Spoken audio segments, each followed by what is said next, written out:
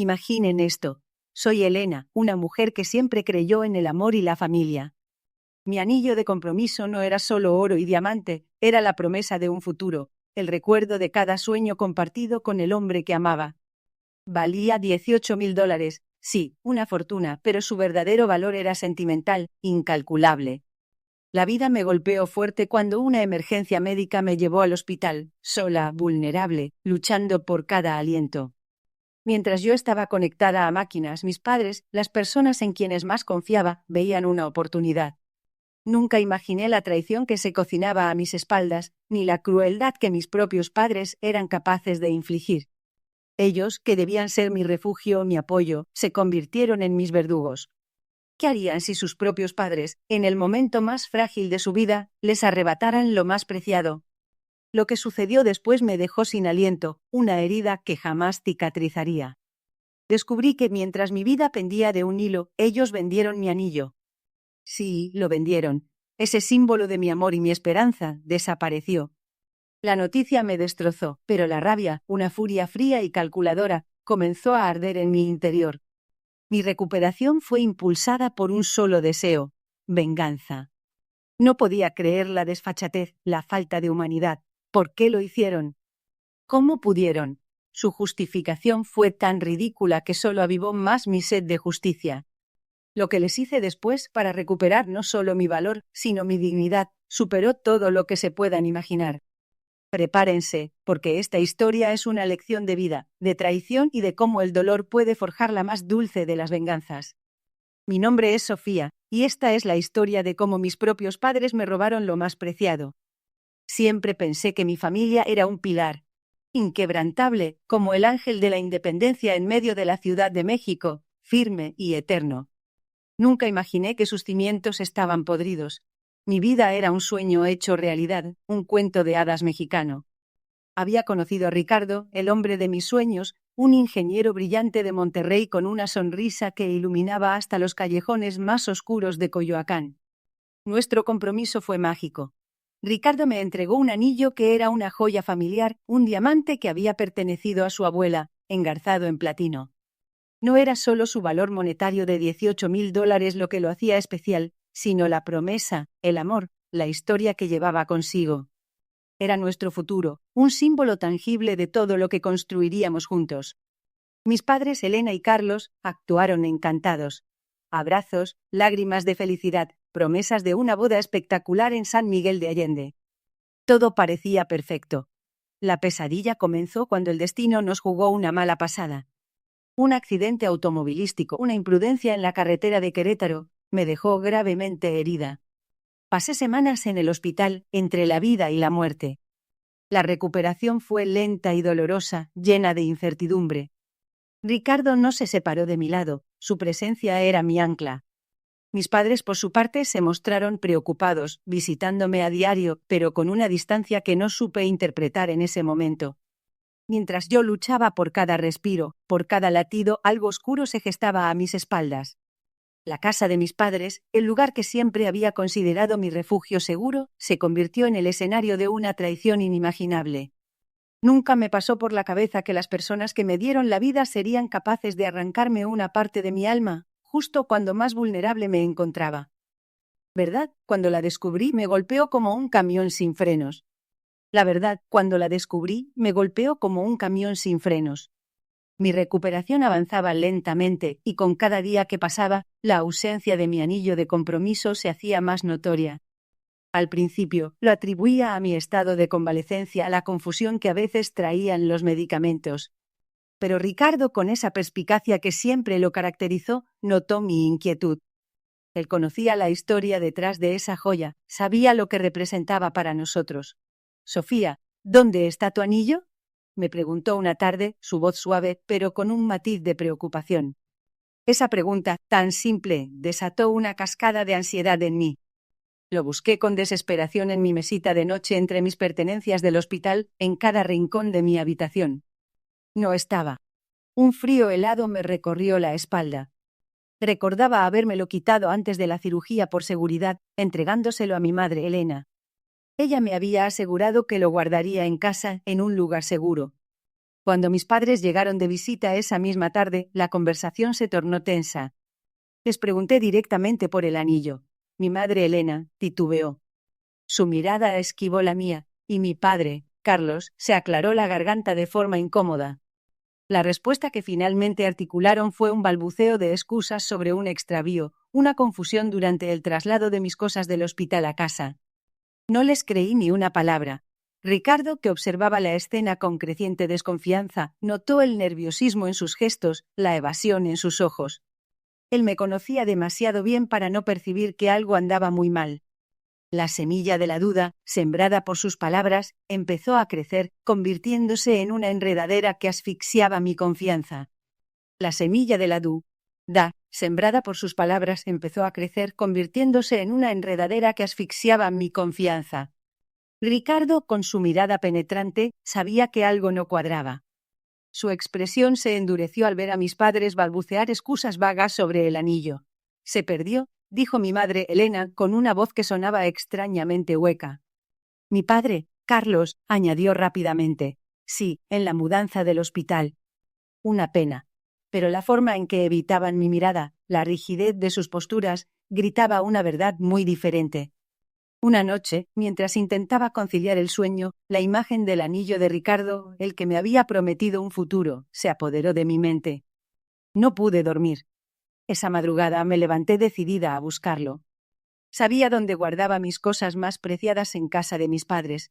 Una pequeña caja de madera de palo de rosa, un regalo de Ricardo en nuestro primer aniversario. La abrí con una mezcla de esperanza y temor. Vacía. Solo quedaba el forro de terciopelo, la forma del anillo marcada en él como un fantasma de lo que una vez fue. El frío de la ausencia me invadió. No era solo la joya, era el símbolo, la traición. Bajé las escaleras, el corazón martillando en mis oídos. Mis padres dormían, ajenos a la tormenta que se desataba dentro de mí. Esa noche, la casa que siempre había sido mi refugio se sentía como una prisión. Al día siguiente le conté a Ricardo lo que había descubierto. Su rostro, generalmente sereno, se tornó sombrío. No hubo necesidad de palabras. La verdad flotaba entre nosotros, pesada y dolorosa. Me prometió que encontraríamos respuestas, que no me dejaría sola. Esa promesa fue mi único consuelo en la oscuridad que me rodeaba. La rabia comenzó a reemplazar la tristeza, una rabia fría y cortante que exigía justicia.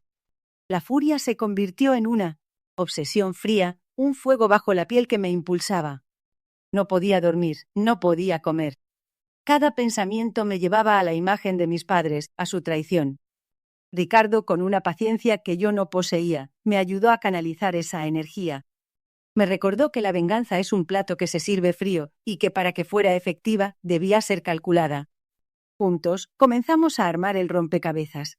Las primeras piezas llegaron de una joyería en el centro de la Ciudad de México, un establecimiento discreto y de lujo al que mis padres solían ir.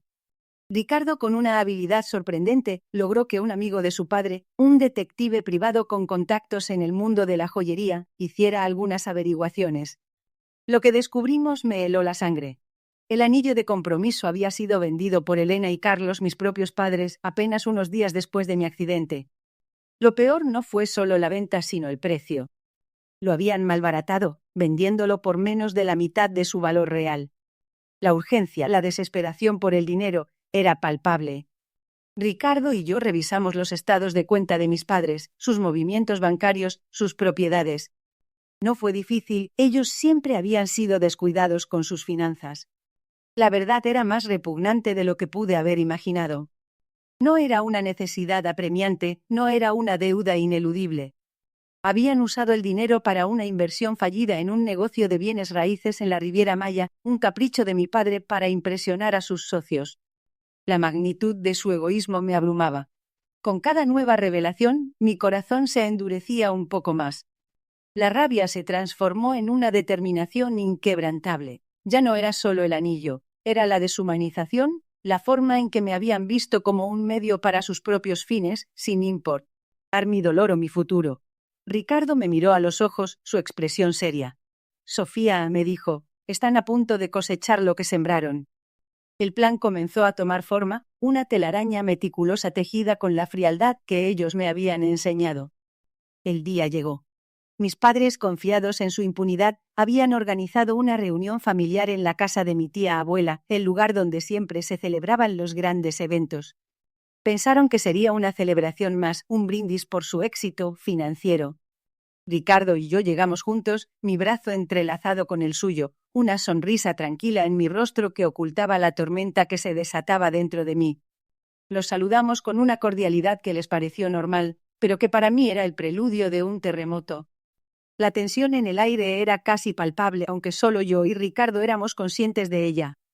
Mi padre, Carlos, comenzó su discurso habitual, jactándose de sus inversiones inteligentes y de cómo habían logrado salir adelante. Mi madre, Elena, asentía con una sonrisa complaciente, sus ojos brillando con el mismo descaro que me había destrozado. Escuché cada palabra, cada mentira, y sentí cómo la rabia se solidificaba en mi pecho. Cuando llegó el momento de los brindis, me puse de pie. Ricardo me apretó la mano con discreción, un gesto de apoyo silencioso. Yo también tengo algo que decir, anuncié mi voz firme, aunque por dentro temblaba. Todos me miraron, sorprendidos. Mis padres intercambiaron una mirada de confusión. Quiero brindar por la honestidad, por la familia y por las lecciones que la vida nos da. Continué, mi mirada fija en ellos. Luego saqué mi teléfono. Había grabado todas las conversaciones, cada confesión, cada detalle sórdido de su plan. El silencio en la sala se hizo sepulcral mientras el audio llenaba el espacio, revelando sus voces, sus risas, su desprecio. Se escuchó claramente cómo planearon vender mi anillo, cómo se burlaron de mi dolor, cómo me consideraron una carga.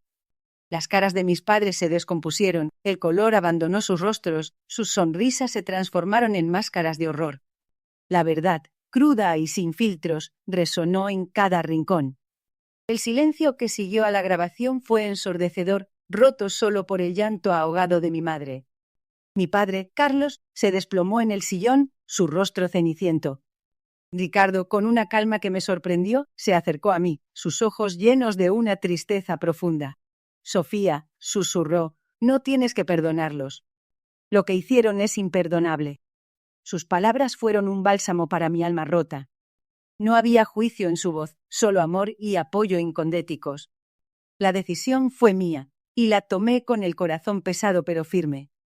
No habría boda, al menos no por ahora, no con la sombra de esta traición cerniéndose sobre nosotros.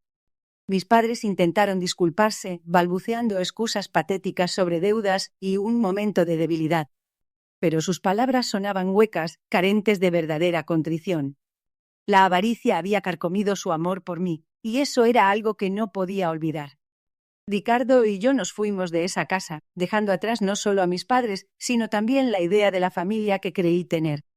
El anillo, ese símbolo de nuestra unión, ahora era un fantasma entre nosotros, un recordatorio doloroso de lo que se había perdido. Empezamos de nuevo en un pequeño departamento en Coyoacán, lejos de la opulencia y las mentiras. Cada día era un paso hacia la sanación, hacia la reconstrucción de la confianza. La justicia para mí no fue ver a mis padres en la cárcel, sino despojarlos de la autoridad moral que alguna vez tuvieron sobre mí. La amarga verdad es que perdí a mis padres, pero encontré una fuerza interior que no sabía que poseía. Ricardo, mi ancla, mi refugio, se convirtió en mi verdadero hogar. El camino fue largo, lleno de cicatrices, pero la lección más importante que aprendí fue que el amor verdadero no se mide en quilates, sino en la inquebrantable lealtad y el apoyo incondicional. Y eso con Ricardo lo tenía todo. El silencio en la corte era ensordecedor. Mis padres, sentados al otro lado, evitaban mi mirada, sus rostros pálidos. El juez, con voz firme, dictó su veredicto. No solo habían perdido el caso, sino que la evidencia que presenté, la misma que habían ignorado en mi desesperación, reveló un patrón de engaño que iba más allá del anillo. La casa, el negocio familiar, todo lo que creí nuestro, era parte de una red de deudas y mentiras que habían tejido durante años, incluso antes de mi accidente. Sentí una extraña mezcla de vacío y alivio. La justicia había llegado, pero a un costo inmenso. Mi familia, tal como la conocía, se desmoronó frente a mis ojos. No hubo gritos ni lágrimas de su parte, solo una aceptación fría de su destino. Yo, por mi parte, no sentí euforia. La obsesión por la venganza se disipó, dejándome exhausto pero extrañamente libre. Meses después, con el dinero recuperado, abrí una pequeña florería en Coyoacán. Las bugambilias, los cempasúchiles, cada flor era un recordatorio de que, incluso después de la tormenta más cruel, la vida encuentra una manera de florecer. Aprendí que la verdadera riqueza no reside en el oro, sino en la paz que encuentras al sanar tus heridas. Mis padres, bueno, ellos viven con las consecuencias de sus decisiones. Yo, por mi parte, he elegido sembrar nuevas semillas, regar mi propio jardín y finalmente encontrar mi propio tipo de felicidad.